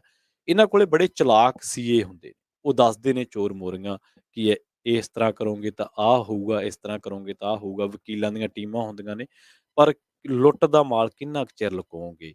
ਇਹਨਾਂ ਪਿਛਲੇ 15 ਸਾਲਾਂ ਦੇ ਵਿੱਚ ਤੁਸੀਂ ਪੰਜਾਬ ਦੇ ਵਿੱਚ ਬੇਰੁਜ਼ਗਾਰੀ ਦੇ ਅੰਕੜੇ, ਪੰਜਾਬ ਦੀ ਜੀਡੀਪੀ ਦੇ ਅੰਕੜੇ, ਪੰਜਾਬ ਦੇ ਵਿੱਚ ਆਰਥਿਕ ਵਿਕਾਸ ਦਰ ਦੇ ਅੰਕੜੇ, ਪੰਜਾਬ ਦੇ ਵਿੱਚ ਹੋਰ ਅਹਿਮ ਮਸਲਿਆਂ ਦੇ ਉੱਤੇ ਕਿਸਾਨੀ ਦੇ ਅੰਕੜੇ ਕੱਢ ਕੇ ਦੇਖੋਗੇ ਤਾਂ ਤੁਹਾਨੂੰ ਸਾਲ ਦਰ ਸਾਲ ਤੁਸੀਂ ਜਦੋਂ ਉਹਨਾਂ ਨੂੰ ਐਨਲਾਈਜ਼ ਕਰੋਗੇ ਤਾਂ ਤੁਹਾਨੂੰ ਪਤਾ ਲੱਗੂਗਾ ਕਿ ਕਿਵੇਂ ਪੰਜਾਬ ਜਿਹੜਾ ਹੈ ਉਹ ਪਿੱਛੇ ਨੂੰ ਹੁੰਦਾ ਗਿਆ, ਕਿਵੇਂ ਪੰਜਾਬ ਪੈਦਾਵਾਰ ਦੇ ਮਾਮਲੇ ਦੇ, ਪ੍ਰੋਡਕਸ਼ਨ ਦੇ ਮਾਮਲੇ ਦੇ ਵਿੱਚ, ਕਿਸਾਨੀ ਦੇ ਮਾਮਲੇ ਦੇ ਵਿੱਚ, ਜੀਡੀਪੀ ਦੇ ਮਾਮਲੇ ਦੇ ਵਿੱਚ ਤਾਂ ਪੰਜਾਬ ਪਿੱਛੇ ਹੁੰਦਾ ਗਿਆ। ਪਰ ਤੁਸੀਂ ਇਹ ਦੇਖੋ ਕਿ ਇਹਨਾਂ ਲੋਕਾਂ ਨੇ, ਚਾਹੇ ਤੁਸੀਂ ਕਿਸੇ ਵੀ ਕਾਂਗਰਸੀ, ਕਿਸੇ ਵੀ ਅਕਾਲੀ, ਚਲੋ ਆਮ ਆਦਮੀ ਪਾਰਟੀ ਵਾਲੇ ਤਾਂ ਹੁਣ ਆਏ ਆ, ਇਹਨਾਂ ਦੇ ਹਲਫਨਾਮੇ ਕੱਢ ਕੇ ਵੇਖੋ 2007 ਤੋਂ ਲੈ ਕੇ 2007 ਦੇ ਵਿੱਚ ਜਿਹੜੇ ਹਲਫਨਾਮੇ ਦਿੱਤੇ ਸੀ, 2012 ਦੇ ਵਿੱਚ ਤੇ 2017 ਦੇ ਵਿੱਚ ਜਿਹੜੇ ਜਿਹੜੇ ਲੋਕ ਚੋਣਾਂ ਲੜ ਰਹੇ ਨੇ ਲਗਾਤਾਰ, ਤੇ ਉਸ ਤੋਂ ਬਾਅਦ 2022 ਦੇ ਵਿੱਚ 5-5 ਸਾਲਾਂ ਦੀ ਜੇ ਆਪਾਂ ਗੱਲ ਕਰੀਏ, ਇਸ ਗੱਲ ਦੀ ਬੜੀ ਚਰਚਾ ਹੋਈ ਸੀ 2017 ਦੀ ਵਿਧਾਨ ਸਭਾ ਚੋਣ ਵੇਲੇ ਕਿ ਜਦੋਂ ਇਹਨਾਂ ਨੇ ਹਲਫਨਾਮੇ ਦਿੱਤੇ ਸੀ, ਐਫੀਡੇਵਿਟ ਦਿੱਤੇ ਸੀ, ਨਾਮਜ਼ਦਗੀ ਪੱਤਰ ਦਾਖਲ ਕਰਨ ਵੇਲੇ, ਤਾਂ ਉਹਨਾਂ ਦੇ ਵਿੱਚ ਅਰਬਪਤੀਆਂ ਦੇ ਵਿੱਚ ਆਉਂਦੇ ਸੀ ਜਿਹੜੇ ਆਪਣੇ ਕਰਨ ਕੌਰ ਬਰਾੜ ਮੁਕਤਸਰ ਤੋਂ ਸਾਬਕਾ ਮੁੱਖ ਮੰਤਰੀ ਹਰਚਰਨ ਸਿੰਘ ਬਰਾੜ ਦੇ ਨੂੰਹ ਨੇ ਉਹ, ਉਹਨਾਂ ਦਾ ਹਲਫਨਾਮਾ, ਸੁਖਬੀਰ ਸਿੰਘ ਬਾਦਲ ਦਾ ਹਲਫਨਾਮਾ ਬੜੀ ਚਰਚਾ ਦੇ ਵਿੱਚ ਸੀ। ਤੇ ਇਸ ਤੋਂ ਇਲਾਵਾ ਖਬਰਾਂ ਤੁਸੀਂ ਇਹ ਵੀ ਸੁਣਦੇ ਹੋਵੋਗੇ ਕਿ ਹਰਸਿਮਰਤ ਕੌਰ ਬੀਬਾ ਬਾਦਲ ਕੋਲੇ ਸਭ ਤੋਂ ਵੱਧ ਗਹਿਣੇ ਨੇ, ਸੋਨੇ ਦੇ ਗਹਿਣੇ ਨੇ। ਮਨਪ੍ਰੀਤ ਬਾਦਲ ਦੀ ਖਬਰ ਤੁਸੀਂ ਸੁਣੀ ਹੋਣੀ ਹੈ 2022 ਦੇ ਵਿੱਚ ਕਿ ਜਦੋਂ ਉਹਨਾਂ ਨੇ 2017 ਵਾਲਾ ਹਲਫਨਾਮਾ ਦਿੱਤਾ ਸੀ ਤਾਂ ਉਹਨਾਂ ਦੀ ਕੁੱਲ ਜਾਇਦਾਦ 32 ਕਰੋੜ ਸੀ ਤੇ ਇਸ ਵਾਰੀ ਦੇ ਹਲਫਨਾਮੇ ਦੇ ਵਿੱਚ ਉਹ ਤਕਰੀਬਨ ਦੁੱਗਣੀ ਸੀ। ਹੁਣ ਸਾਨੂੰ ਉਹ ਜਾਦੂ ਦੀ ਛੜੀ ਹਲੇ ਤੱਕ ਕਿਸੇ ਵੀ ਪੰਜਾਬੀ ਨੂੰ ਨਹੀਂ ਲੱਭੀ ਜਿਹੜੀ ਇਹਨਾਂ ਕੋਲੇ ਹੈ ਤੇ ਸਾਡੇ ਕੋਲੇ ਨਹੀਂ ਹੈ। ਮਤਲਬ ਕਿ 5 ਸਾਲਾਂ ਬਾਅਦ ਅਸੀਂ ਫੇਰ ਸਾਡੇ ਬੱਚਿਆਂ ਦੇ ਉੱਥੇ ਹੀ ਧਰਨੇ, ਟੈਂਕੀਆਂ ਤੇ ਚੜ੍ਹਦੇ ਨੇ, ਰਾਹ ਰੋਕਦੇ ਨੇ, ਰੇਲਾਂ ਤੇ ਕਿਸਾਨਾਂ ਨੂੰ ਬਹਿਣਾ ਪੈਂਦਾ ਰੇਲ ਪਟੜੀਆਂ ਦੇ ਉੱਤੇ। ਤੇ ਇਹਨਾਂ ਦੀਆਂ ਜਾਇਦਾਦਾਂ, ਫਾਰਮ ਹਾਊਸ, ਕਦੇ ਕੁਛ ਅਸੀਂ ਸੁਣਦੇ ਹਾਂ, ਵੇਖਦੇ ਹਾਂ ਤੇ ਖਬਰਾਂ ਪੜ੍ਹਦੇ ਹਾਂ।